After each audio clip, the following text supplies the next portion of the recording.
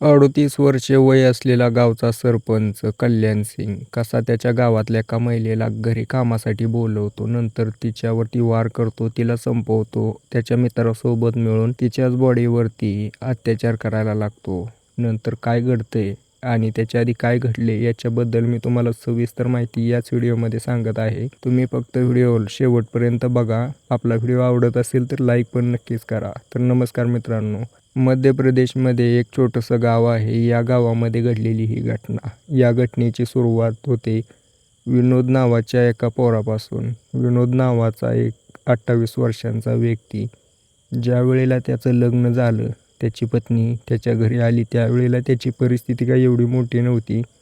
विनोद शेळ्या चरायचा. त्याच्याकडे 10-11 शेळ्या होत्या. रानामध्ये शेळी ज्या वेळेला चरायला घेऊन जायचा त्यावेळेला दिवसभर त्याची पत्नी घरी एकटीच असायची.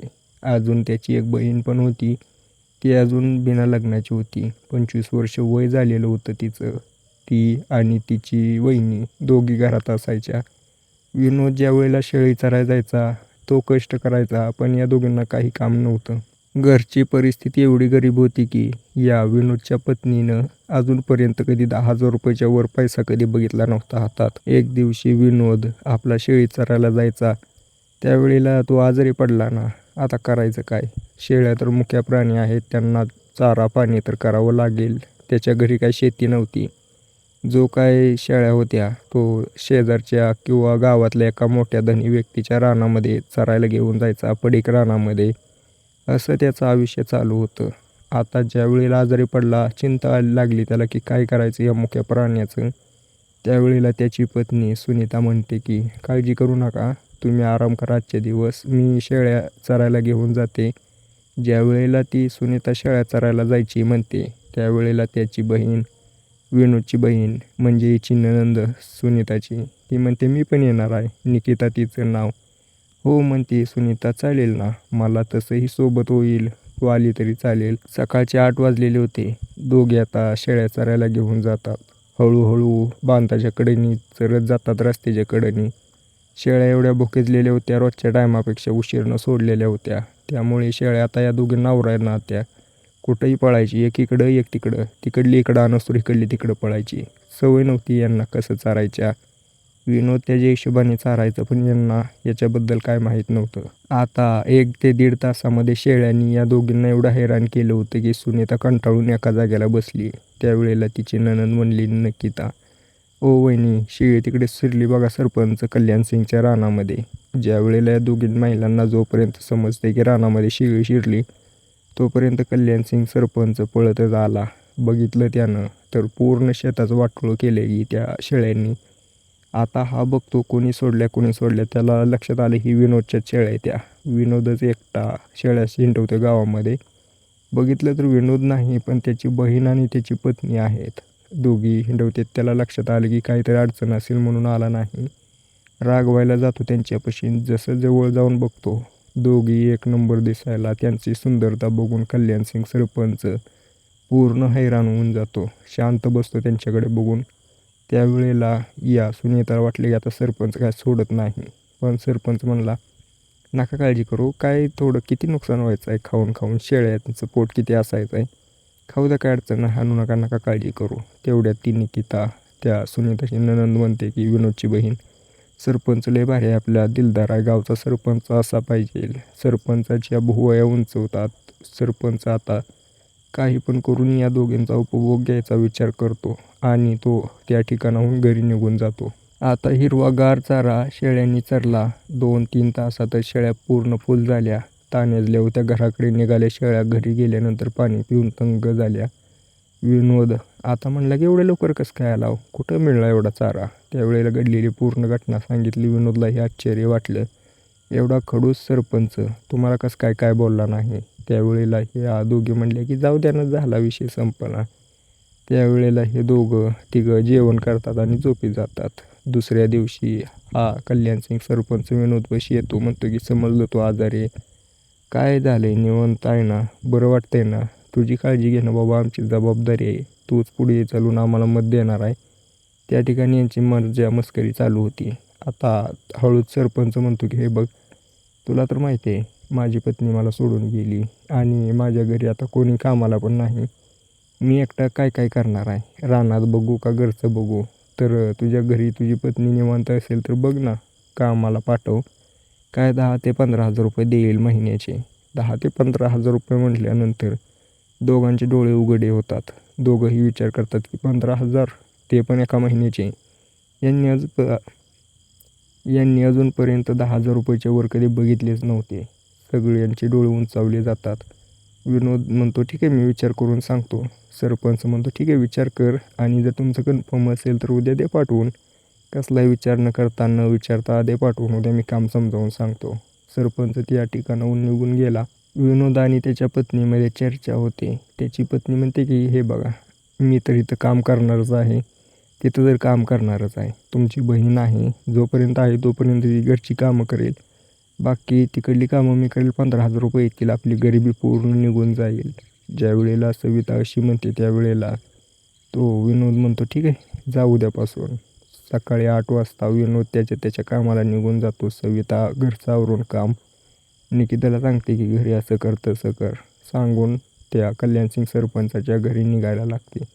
कल्याणसिंग सरपंच वाटच बघत बसलेला होता. त्याला माहिती होतं ही येणार नक्कीच, कारण त्यानं ऑफरच अशी दिली होती ना, गरीबाला 15,000 रुपये म्हणल्यानंतर 100% होकारच देणार होता. त्याला माहिती होतं. वाट बघत बसला होता. खुर्चीवर बसून हुक्का वडत बसला. त्यानं बघितलं तर ती सविता आलेली होती. त्याने सविताला येताना बघून दरवाजा उघडला. घराचा मेन बाहेर बसलेला होता. घरामध्ये येऊन बसला. सविता आल्यानंतर तिला पूर्ण काम समजावून सांगितलं की हे करायचं ते करायचं. 10-11 वाजेपर्यंत जरा काम केलं म्हणजे परत काय नाही, आणि संध्याकाळी 7-8 वाजता गेलं तरी चालेल. सविता होकार देते आणि कामाला सुरुवात करते. पहिल्या दिवशी तर समजत नाही एवढं, पण जमून जातं. आता हळूहळू कामाची सवय लागली होती. त्यामुळे घरामध्ये ओळख पटल्यामुळं बिनधास्तपणे काम करायची. पण हा जो कल्याणसिंग सरपंच नाड्याचा ढिल्ला व्यक्ती होता, या कल्याणसिंगला काहीही करून या सविताला त्याच्या वेडवरती आणायचंच होतं. हा कल्याणसिंग खुर्ची टाकूनच हिला बघत बसायचा. हिच्या शरीराकडे, हिच्या सौंदर्याकडे निहाळायचा. बघायचा की ही सविता किती सुंदर आहे दिसायला आणि कशी त्या गरिबाच्या हातात लागली असेल. हाच विचार करत करत हुक्का प्यायचा.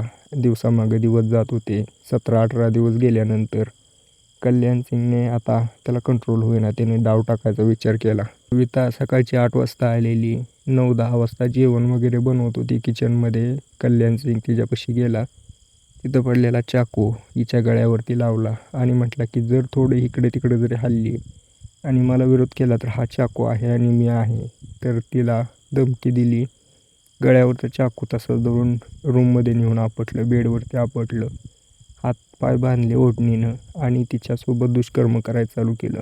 तोपर्यंत केलं जोपर्यंत या कल्याणसिंगचं मन भरत नाही. कल्याणसिंगचं मन भरलं. कल्याणसिंगने तिच्यावरती मन भरेपर्यंत ते काम केलं. आता हे सगळं झाल्यानंतर ती सविता ओरडू लागली. म्हणली की तुझं आता मी सोडत नाही, पूर्ण गावामध्ये सांगणार आहे. कल्याणसिंगने पुन्हा चाकू ठेवला नरड्यावरती आणि म्हणला की सांग, काय अडचण नाही. नाही तुझ्या परिवाराला संपवलं तर माझं नाव बदल. माझ्या हातात पूर्ण गाव आहे. तू काय करणार आहे?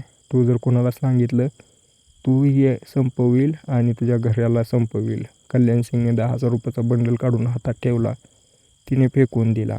त्याने अजून पैसे ठेवलं, तेही फेकून दिलं. म्हणला ठीक आहे, तुला जे करायचं ते कर, मी बघतो. त्याने धमकी देऊन पाठवले. त्याला वाटलं कोणाला नाही सांगणार. सविता आता कशी तरी घरी गेली. आज लवकरच पोहोचली होती घरी. रडायला चालू होतं, डोळ्यात पाणी होतं. पूर्ण शरीराची वाईट अवस्था झालेली होती. त्यावेळेला तिथं तिची नणंद बसली होती निकिता. तिला बघते आणि म्हणते की काय झालं. ती घडलेली पूर्ण घटना सांगते. निकिता पहिल्यापासूनच त्याच्यावरती चिडत होती. ती तिच्या भावाला पहिल्यापासूनच भडकवत होती तिच्याबद्दल, कारण हिला अजूनपर्यंत लग्न होऊन 5-6 वर्षे झालं होती. एकही संतान नव्हतं. त्यामुळे तिला वाटायचं की तिच्या भावाने दुसरं लग्न करावं. ती आता ज्यावेळेला तिला सांगते की असं असं केलं आहे सरपंचाने, ही निकिता त्याला काय म्हणते, नाही नाही त्याची काही चूक नाही, तो लय भला माणूस आहे, मी बघितलं आहे ना, तूच काहीतरी केलं असेल पैसे घेऊन. उलट हीच तिच्यावरती दबाव टाकू लागते, बोलू लागते. आता काही बोलू शकत नव्हती सविता. दगडापुढे डोकं आपटल्यासारखं होतं. शांत बसते. संध्याकाळी 6-7 वाजता तिचा पती येतो विनोद. विनोद आल्यानंतर बघतो त्याची पत्नी रडत आहे. त्यावेळेला विनोद विचारतो, काय झालं? सविता सांगते, असं असं झालंय. विनोद म्हणतो, नाही नाही, तुझीच काहीतरी चूक असेल, त्याशिवाय असं घडणारच नाही. सरपंच भला माणूस आहे. आणि तो तिला म्हणतो की तूच काहीतरी केले, मी तुला 1 ते 1.5 महिन्यामध्ये डिवोर्स देऊन टाकतो. मला तुझ्यावरती पहिल्यापासून शक होता. आता हे म्हटल्यानंतर सविताच्या पायाखालची जमीन सरकते. सविताला वाटलं होतं की तिचा पती तरी तिच्या बाजूने उभा राहील, पण त्याने तर हात उचलून घेतले आणि त्याला जे पाहिजे होतं सुटका हिच्यापासून ते करायच्या नादी लागला होता. आता ती शांत बसली, काही करू शकत नव्हती. तिच्या बाजूने कोणी नव्हतं. आता दुसऱ्या दिवशी सरपंच बघतो तर सविता आली नाही. त्याला वाटू लागले की हिनं कोणाला सांगितलं का काय, पण अजूनपर्यंत त्याच्याकडे काय तक्रार आली नव्हती. 5-6 दिवस जाऊ दिल्यानंतर सरपंचाच्या लक्षात येतं की सांगितलं तर नसेल, अजून काय तक्रार आलेली नाही, पण मला एकदा जाऊन बघावं लागेल यांच्या घरी. सरपंच कल्याण सिंग दुसऱ्या दिवशी त्याची बुलेट काढतो आणि विनोदच्या घरी जाऊन उभा राहतो. विनोद दिसतो त्याला शेळ्या सोडून चाललेला होता. सरपंच त्याला विचारतो की काय झालं, तुझी पत्नी कामाला येत नाही. विनोद म्हणतो की आता याला कसं सांगावं. तो म्हणतो की नाही, ती जरा आजारी आहे, त्यामुळे ती काही येऊ शकत नाही. बरं, तो म्हणतो आता काय करायचं? जाऊ दे, त्याच्या बदली होती तुझ्या बहिणीला पाठव, म्हणजे कसं ती पण काम करेल, काय लय काम नसते. विनोद म्हणतो ठीक आहे, उद्या मी पाठवून देतो. सरपंच तिथून निघून जातो. विनोद त्याच्या बहिणीला निकिताला सांगतो की असं असं करायचं, करतेस का काम? ती होकार देते आणि दुसऱ्या दिवशी सरपंचाच्या घरी कामाला जाते. आता सरपंच तिला काम समजावून सांगतो. रेग्युलर जसं काम चालू तसंच चालतं. 5-6 दिवस गेल्यानंतर पुन्हा तेच त्याचे चाळे त्या सरपंचाचे. हिच्या शरीराकडे पूर्णपणे न्याहाळत बघत बसायचा. हे सगळं घडत असताना निकिताच्या लक्षात आली होती थोडी थोडी गोष्ट, पण ती त्याच्याकडे दुर्लक्ष करते. अजून 7-8 दिवस जाऊ देतो. 19 फेब्रुवारी 2025चा तो दिवस होता. या दिवशी सरपंच रूममध्ये बसून दारू पीत बसलेला होता. एकामागे एक पॅक लावत होता. त्याचा मित्र तेवढ्यात आला त्या ठिकाणी. आता तोही दारू प्यायला बसला. दोघं एकमेकाकडे बघत हसत खेळत दारू पीत होते. ही निकिता त्याच्यापाशी पाणी द्यायला गेली. तो मित्र बघतो कल्याण सिंगकडे, म्हणतो कोण आहे? तो पूर्ण गोष्ट सांगायला लागतो, असा असा विषय आहे आणि मी पहिलं हिच्या बहिणीसोबत विषय केलेला आहे, तरी मला काय अडचण आली नाही. आता या दोघांची नियत खराब होते. दोघं हिला पकडतात आणि रूममध्ये आणून तिच्यासोबत ही दुष्कर्म करायचा प्रयत्न करू लागतात, पण ही निकिता त्यांना विरोध करते, ओरडायला लागते. तिच्या तोंडामध्ये बोळा टाकतात, मारहाण जबरदस्त करतात. दारूच्या नशेमध्ये होते. मारहाण एवढी जबरदस्त होती की ती त्या ठिकाणी संपली. तिचं शरीर आता निकिताचं शरीर प्राणहीन होऊन जमिनीवरती पडलं होतं, पण या दोघांना त्याचा कसलाही अंदाज नव्हता. दोघांनी तिच्या शरीरावरची कापडं काढली आणि कुत्र्यासारखं तिच्या शरीराला झटू लागले. त्यांचे मन भरल्यानंतर बघितलं तर काय, आता ही निकिता तर संपली. आता हे सकाळचे 11 ते 12 वाजलेले होते. आता यांना वाटतं की आता जर कुठं विल्हेवाट लावायला गेलो, सापडेल कोणाला तरी, संध्याकाळी टाकून देऊ, असा विचार करून पुन्हा ते एकामागे एक पॅक लावू लागतात. दोघं आता बसले होते, दारू पित होते, नशेत होते, पडले झोपले तिथंच. आता सायंकाळचे 8:30-9 वाजल्या होत्या. तेवढ्यातच विनोद विचार करतो की अजून कशी काय आली नाही त्याची बहीण. विनोद म्हणतो की मी बघायला जावं लागेल मला. विनोद एक काठी घेतो हातात. सायंकाळचे 8 वाजले होत्या अंधाराच्या आणि जातो. ज्या वेळेला सरपंचाच्या घराबाहेर बघतो तर दरवाजा तर बाहेरनं उघडलेला आहे, पण आतनं बंद आहे. वाजवला 2-3 वेळा, उघडला नाही. गावामध्ये कालवा करू लागतो. त्याच्या पत्नीने जे सांगितलं होतं त्याच्या लक्षात येऊ लागतं. त्याला त्याची चूक कळू लागते, पण आता उशीर झालेला होता. त्याने दरवाजा वाजवला, उघडला नसल्यामुळं गावात ओरडला. 10-5 माणसं जमा झाली तिथं. बघितलं तर काय, सरपंच दरवाजा उघडे नाही. पोलिसाला कोणीतरी म्हणलं की फोन कर. या विनोदने फोन केला पोलिसांना. पोलीस त्या ठिकाणी आले. लेडीज कॉन्स्टेबल होती, पोलीस होते. पोलिसांनी दरवाजा तोडला. रूममध्ये लॉक होता. कल्याण सिंग सरपंच त्याचा मित्र. आता तीही रूमचा दरवाजा तोडला. बघितलं तर काय, दोघं दारू पिऊन नशेत पडलेले आहेत आणि या विनोदची बहीण निकिता बेडवरती पडलेली, हातपाय बांधले, निर्वस्त्र शरीर. लेडीज कॉन्स्टेबलनं पुढे जाऊन बघितलं, शरीर झाकलं तर ही अजून जिवंत होती, तिचं प्राण होतं. त्यावेळेला तिला दवाखान्यात घेऊन गेले आणि तिच्यावरती उपचार चालू केले. दुसरीकडे कल्याण सिंग आणि त्याचा मित्र या दोघांना अटक करून त्यांच्यावरती कारवाई चालू केली पुढे चालून भविष्यात समजेल आपल्याला की यांच्यावरती काय कारवाई होते का नाही. मोठे पैसे जे असतात. पण आता हे विनोदनं जर त्याच्या पत्नीचं ऐकलं असतं तर त्याच्या बहिणीसोबत असं घडलंच नसतं. बाकी तुम्हाला याच्याबद्दल काय वाटते मला कमेंट करून नक्की सांगा. तुमचं याच्यावरती काय प्रतिक्रिया आहे.